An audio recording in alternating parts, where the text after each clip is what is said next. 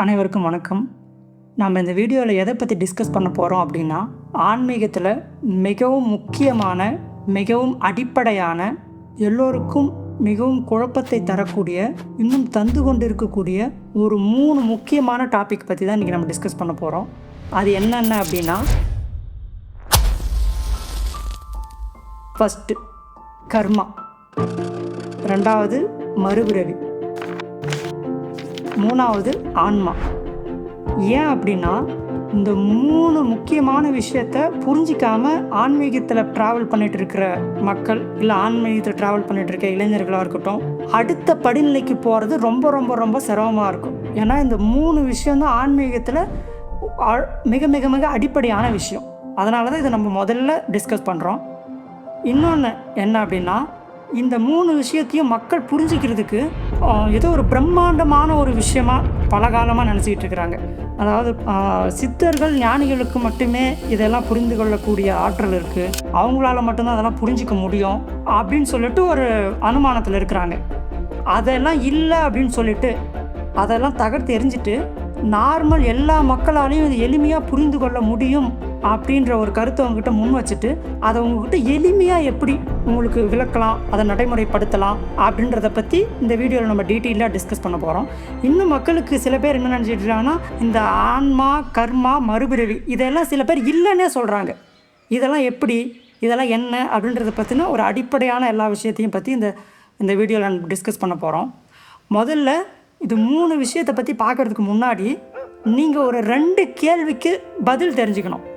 அந்த 2 கேள்வி கேட்டு உங்களுக்குள்ளே நீங்களே கேட்டு புரிஞ்சு தெளிஞ்சால் மட்டும்தான் இந்த கர்மா, மறுபிறவி, ஆன்மா இதை பற்றி உங்களால் முழுசாக புரிஞ்சு தெரிஞ்சுக்க முடியும்.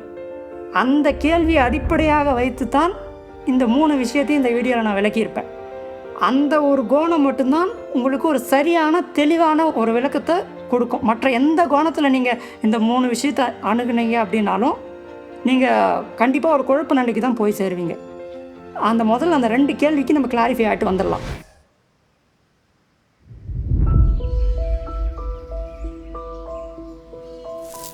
முதல் கேள்வி என்னன்னு உங்கள்கிட்ட நான் கேட்குறேன். கடவுள், அதாவது இறைவன் இருக்கிறாரா இல்லையா? இது என்னோடய ஃபஸ்ட்டு கேள்வி. 2வது கேள்வி என்ன அப்படின்னா, அந்த கடவுள் அறிவாளியா முட்டாளா? ஓகே, இப்போ முதல் கேள்வி அலசுவோம். முதல் கேள்வி நீங்கள் என்கிட்ட கேட்டீங்க அப்படின்னா நான் என்ன பதில் சொல்லுவேன் அப்படின்னா, இந்த கேள்வியே ஒரு தவறான கோணம். கடவுள் இருக்கா? எது? கடவுள் இருக்காரா? இதை நம்ப முடியாத, இருக்கா இல்லையான்ற நாத்திகம் பேசிக்கிட்டு இருக்கிறவங்க பார்த்துக்கிட்டு இருப்பீங்க, இல்லை கடவுளை பற்றி நம்பிக்கை இல்லாதவங்களாம் பார்த்துட்டு இருப்பீங்க. அவங்கள்ட்ட நான் ஒரு கேள்வி உங்கள்கிட்ட முன்வைக்கிறேன். அந்த கேள்விக்கு முன்னாடி, நான் சொல்லக்கூடிய கடவுள் ஜீசஸோ இல்லை அல்லாவோ சிவமோ இல்லை சிறு தெய்வங்களோ குலதெய்வங்களோ கிடையாது அப்படின்றத உங்களுக்கு நான் ஒரு கிளியராக ஒரு கிளாரிட்டி கொடுத்துட்றேன். அதையும் தாண்டின ஒரு சுப்ரீம் பவர், இன்டெலிஜென்ட்டை பற்றி தான் அதை தான் நான் இறைவனும் நான் உங்கள்கிட்ட சொல்கிறேன். அதை முதல்ல நீங்கள் புரிஞ்சுக்கணும். இப்போ திரும்ப வருவோம் அந்த கேள்விக்கு. இந்த கேள்வி ஆழமாக உங்களுக்குள்ளே நீங்களே கேட்டு தெளிஞ்சிக்கிட்டீங்க அப்படின்னா மட்டும்தான் இந்த கேள்வியை புரிஞ்சு தெரிஞ்சிக்க முடியும். அந்த கேள்வி என்ன அப்படின்னா, உங்களை நீங்கள் உருவாக்குனீங்களா? அதாவது உங்களை நீங்கள் செஞ்சீங்களா? நீங்கள் அப்படின்னா கூடிய தலை முதல் கால் வரை இருக்கக்கூடிய இந்த அமைப்பு தான் நீங்கன்னு சொல்லிட்டு இருக்கிறீங்க இல்லையா? நல்லா யோசிச்சு பாருங்கள்.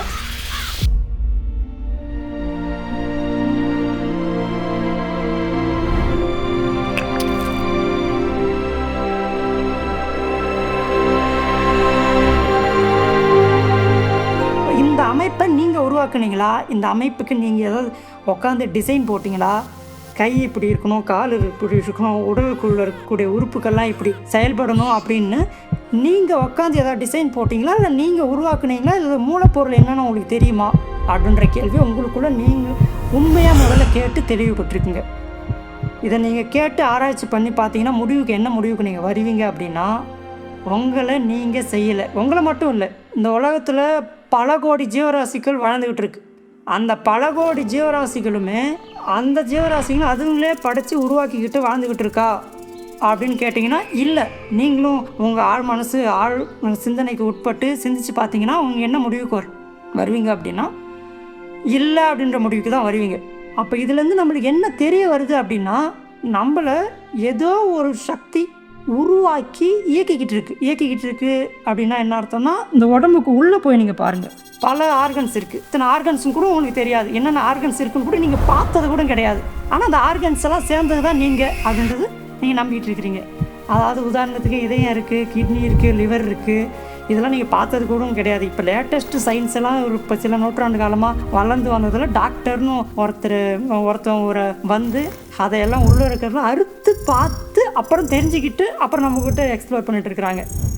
ஆனால் இதையெல்லாம் தவிர்த்து நம்ம அந்த கோணத்துலேருந்து பார்த்தோம் அப்படின்னா, இதையெல்லாம் படைத்து இயக்கி கொண்டிருக்கக்கூடிய ஒரு சக்தி, அது நம்மளை தாண்டி ஒரு சக்தி தான் அப்படின்றத ஒரு முடிவுக்கு நீங்களே வந்துடுவீங்க.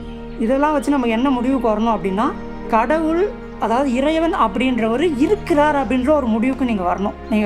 இதெல்லாம் நீங்கள் உங்களுக்குள்ளே கேள்வி கேட்டிங்கன்னா வந்துடுவீங்க. அதில் எந்த மாற்ற கருத்தும் இல்லை, 100% என்ற மாற்ற கருத்தும் இல்லை.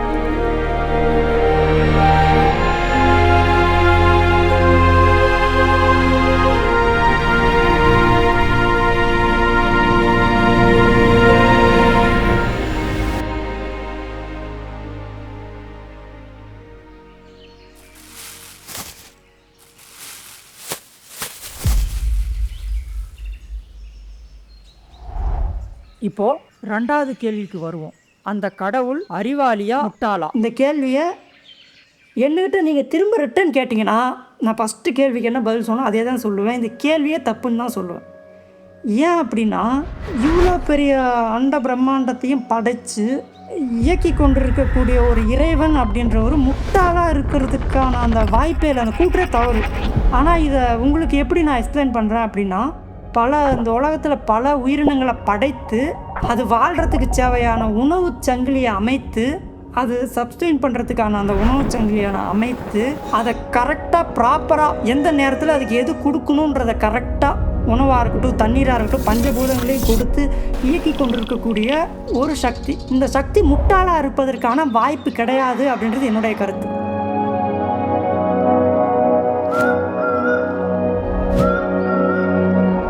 கருத்து மட்டுமல்ல, இந்த சக்தி ஒரு முட்டாளாக இருக்கக்கூடிய ஒரு சக்தியால் இந்த மாதிரியான இவ்வளோ பெரிய பிரம்மாண்டத்தை படைக்கிறதுக்கான வாய்ப்பே கிடையாது, படைக்கவும் முடியாது. ஏன்னா நீங்கள் பகலில் பார்த்துருப்பீங்க, சூரியன் வெளிச்சம் இருக்குது, இரவில் பார்ப்பீங்க இருட்டு இருக்குது. இந்த பகலும் இரவும் மாறி மாறி வந்தால் மட்டும்தான் நம்மளால் இந்த உயிர் என்பது நிலைக்கும். இது ஒரு அறிவு. இந்த மாதிரி பல பேரறிவுகளை உள்ளடக்கிய ஒரு அமைப்பை உருவாக்கி இயக்கி கொண்டிருக்கக்கூடிய அந்த சுப்ரீம் பவர் முட்டாளாக இருப்பதற்கான வாய்ப்பு கிடையாது. அதாவது நம்மளுடைய விந்து, பெண்ணிடம் இருக்கக்கூடிய கருமுட்டை, இது இரண்டும் ஒன்றாக இணைந்து ஒரு சின்ன கண்ணுக்கே தெரியாத ஒரு பொருள் இவ்வளோ பெரிய உடம்பாக வளர்ந்து நிற்குதுன்னா இது எவ்வளோ பெரிய அறிவு அப்படின்றத நீங்கள் அந்த பிரம்மாண்டத்தை உணரணும். எப்படி வேணால் உணருங்க. இந்த பிரம்மாண்டத்தை நீங்கள் உணரணுன்றதுக்காக நான் வேறு மாதிரி சொல்லிட்டு இருக்கிறேன். ஒரு சின்ன விதை, அந்த விதையை போட்டு பாதுகாத்து வளர்க்கும் போது அது இவ்வளோ பெரிய விருட்சமாக எப்படி வளருது? இதுக்கு பின்னாடி ஒரு முட்டாள் உட்காந்து வேலை பார்த்துக்கிட்டு இருந்தால் இவ்வளோ பெரிய பிரம்மாண்டம் உருவாயிருக்குமா? அந்த கேள்வி உங்கள்கிட்ட நீங்களே கேட்டு பாருங்கள். இதெல்லாம் பார்த்துட்டு நம்மளுக்கு என்ன ஒரு கன்க்ளூஷனுக்கு நம்ம வரணும் அப்படின்னா, இவ்வளோ பெரிய சக்தி அப்படின்றது முட்டாளாக இருப்பதற்கு வாய்ப்பு கிடையாது, அறிவாளியாக இருப்பதற்கு மட்டுமே வாய்ப்பு உள்ளது அப்படின்ற ஒரு முடிவுக்கு வந்துடணும். இப்போ நம்ம 2 கேள்வி பார்த்தோம். என்ன கேள்வி அப்படின்னா, இறைவன் இருக்கிறாரா இல்லையா அப்படின்ற அந்த கேள்விக்கு இறைவன் இருக்கிறார் அப்படின்ற கான்கிரீட்டான சாலிடான ஒரு முடிவுக்கு வந்துட்டோம். அதில் எந்த மாற்ற கருத்தும் கிடையாது. அது கான்ஸ்டன்ட், மாறிலி. கணக்குலலாம் நீங்கள் படிச்சிருப்பீங்க, மாறிலி, அதில் கையை வைக்க முடியாது. அதை கை வைக்காமல் அதை உண்மை நிரூபிக்கிறதுக்காக மற்ற விஷயத்தெல்லாம் அட்ஜஸ்ட் பண்ணுவாங்க. கணக்கு படிச்சிருந்தீங்கன்னா உங்களுக்கு தெரிஞ்சிருக்கும். அப்போ இது ஒரு மாறிலி அப்படின்ற ஒரு இடத்துக்கு வந்துருச்சு. கடவுள் இருக்கிறார், அது மாறாது அப்படின்றது. அதேமாதிரி கடவுள், இன்னொரு கேள்வி, கடவுள் அறிவாளியாக முட்டாளான ஒரு கேள்வி கேட்டேன் இல்லையா, அந்த கேள்வியும் ஒரு மாறிலி தான். ஏன்னா கடவுள் அறிவாளி மட்டுமே. ஒரு முட்டாளால் இவ்வளோ பெரிய ஒரு அமைப்பு, இந்த பிரம்மாண்டத்தை உள்ளுக்குள்ளே நீங்கள் உணர்ந்தீங்கன்னா தான் தெரியும். தனியாக நீங்கள் இந்த பிரம்மாண்டத்தை கண் விழித்து உங்கள் மனசுக்குள்ளே உணர்ந்து பார்த்தீங்கன்னா, அது உணர்வுபூர்வமாக உணர்ந்தீங்கன்னா உங்களுக்கு தெரியும் இதனுடைய பிரம்மாண்டம் என்ன, இது ஒரு முட்டாளால் உருவாக்க முடியுமான்னு. அப்போ 2வது கேள்வியான இறைவன் அறிவாளியா முட்டாளா அப்படின்ற அந்த கேள்விக்கு அறிவாளி தான் அப்படின்றதும் மாறிலி, கான்ஸ்டன்ட். இதையே நம்ம மாற்றவே முடியாது. இப்போ இந்த 2 கேள்வியும் உங்களுக்கு தெளிவாக தெரிஞ்சிருக்கும்னு நம்புகிறேன். இப்போ இதை அடிப்படையாக கொண்டு இப்போ நம்ம ஸ்டார்டிங்கில் பேசணும் இல்லையா, இந்த வீடியோவோட கண்டென்ட் கர்மா, மறுபிறவி, ஆன்மா, இது மூணையும் இது அடிப்படையாக கொண்டு நான் உங்களுக்கு எக்ஸ்பிளைன் பண்ணுறேன் பாருங்கள்.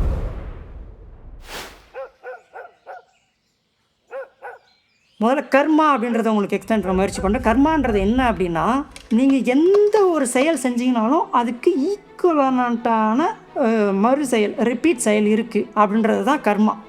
அது எப்படி இன்னும் உங்களுக்கு டீட்டெயிலாக சொல்லணும்னா, நீங்கள் ஒருத்தவங்களுக்கு ஒரு சின்ன ஒரு மனநிலை அளவில் ஒரு சின்ன இன்பத்தை கொடுத்தாலும், அந்த ஒரு சின்ன இன்பம், ரொம்ப பெருசாக கூட சொல்ல, ஒரு சின்ன இன்பத்தை கொடுத்தாலும் அந்த இன்பம் உங்களை 100% வந்து அடைந்தே தீரும். ஓகேங்களா? இப்போ இன்னொன்று, அதே மாதிரி ஒரு சின்ன கஷ்டம் எந்த உலகத்தில் இருக்கக்கூடிய எந்த உயிரினங்களுக்காக இருக்கட்டும், நீங்கள் அந்த உயிரினங்களுக்கு உடல் உணர்வு நிலையிலேயோ அல்லது மன உணர்வு நிலையிலேயோ ஏதாவது ஒரு சின்ன கஷ்டத்தை கொடுத்தாலும்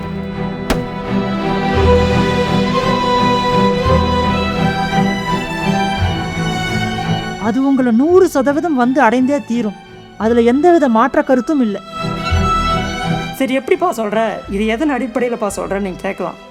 நம்ம அதில் 2வது கேள்வி ஒன்று பார்த்துருந்தோம் இல்லையா, இறைவன் அறிவாளியாக முட்டாளான்னு பார்த்துட்டு அதில் அறிவாளி தான் அப்படின்னு ஒரு காங்கிரீட்டான ஒரு முடிவுக்கு வந்தோம் பார்த்தீங்களா. அதன் அடிப்படையில் நான் சொல்கிறேன். ஏன் அப்படின்னா, நீங்கள் ஒருத்தவங்களுக்கு ஒரு கஷ்டத்தை செய்கிறீங்க, ஒரு நல்லது செய்கிறீங்க, அது உங்களுக்கு ரிட்டன் உங்களுக்கு அது வந்து சேரலை அப்படின்னா கணக்கு தப்பாகுது. சரிதானா? நீங்கள் ஒன்று செஞ்சுருக்கிறீங்க, அது உங்களுக்கு திரும்ப வரலன்னா சமநிலை தவறுதான் இல்லையா? அந்த இடத்துல கணக்கு தப்பாகுது. அப்போ இந்த இடத்துல கணக்கு தப்பாகுனா அந்த இடத்துல இறைவன் முட்டாள் அப்படின்ற ஒரு கூற்று நிரூபணம் ஆகிடும். அப்போ அந்த கூற்று சரின்ற மாதிரி ஆகிடும் இல்லையா? அப்போ நம்ம ஏற்கனவே என்ன பண்ணிட்டோம், கடவுள் அறிவாளி தான் அப்படின்றத உணர்வுபூர்வமாக உணர்ந்து வச்சுட்டோம்.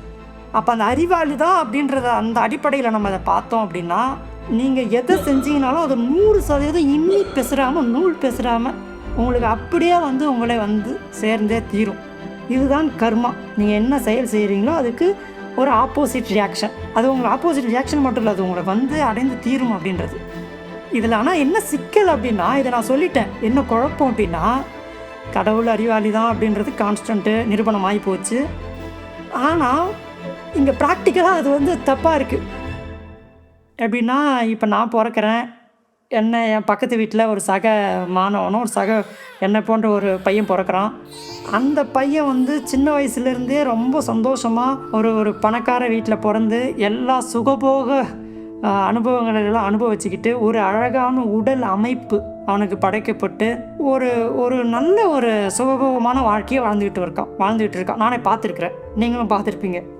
அதே நானும் சின்ன வயசுலேருந்து நானும் பிறந்தேன், வளர்ந்தேன், பல இன்னல்களுக்கு ஆட்பட்டு பல அவமானங்கள், பல இடிகள் மிதிகள் எல்லாத்தையும் கடந்து நானும் வந்துட்டுருக்கிறேன்.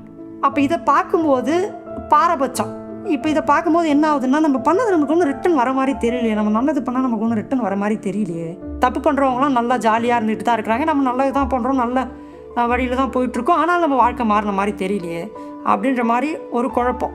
இன்னும் டீப்பாக சொல்லணுன்னா, இன்னும் அந்த கை கால் ஊனமுற்றோர்கள்லாம் பிறப்பாங்க, பல நோய்வாய்ப்பட்டு அந்த கேன்சர் வந்தவங்களாம் பார்த்துருப்பீங்க. சின்ன வயசுலேயே மூஞ்சிலலாம் கேன்சர் வந்து, உதடு கேன்சர், வாய் கேன்சர்லாம் வந்து அவ்வளோ கஷ்டப்பட்டுருப்பாங்க. அந்த கஷ்டம்லாம் நீங்கள் போயிட்டு நீங்கள் நேரில் போய் பாருங்கள், பார்த்தா தான் அதெல்லாம் உங்களுடைய அந்த இதை புரிஞ்சுக்கிறதுக்கு உங்களுக்கு அவ்வளோ ஈஸியாக எளிமையாக இருக்கும்.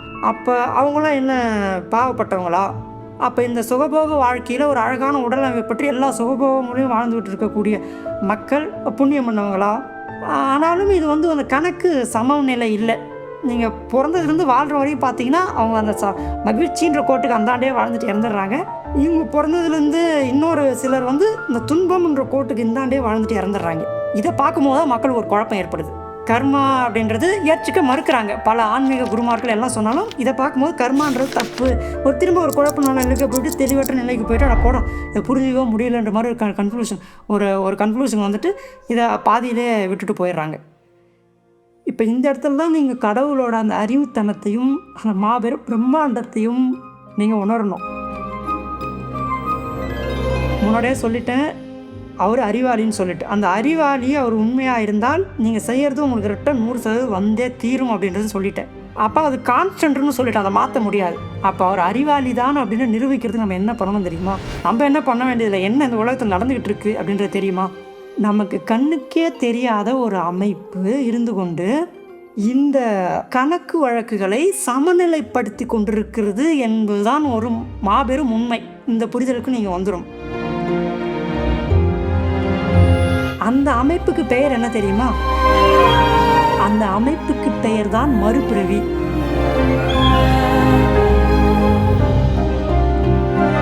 அந்த மறுபிறவி அப்படின்ற ஒரு அமைப்பு இருந்தால் மட்டும்தான் இங்க கணக்கு சமநிலை ஆகும்.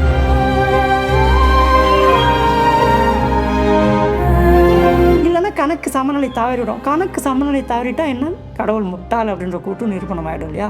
இப்போ கடவுள் முட்டாள் இல்லைன்னா மறுபிறவின்ற ஒரு அமைப்பு கண்ணுக்கு தெரியாமல் இருந்து கடவுள் செயல்படுத்தி நம்ம கண்ணுக்கு தெரியாமல் இருந்து கடவுள் செயல்படுத்தி கொண்டிருக்கிறார் அப்படின்றதான் உண்மை.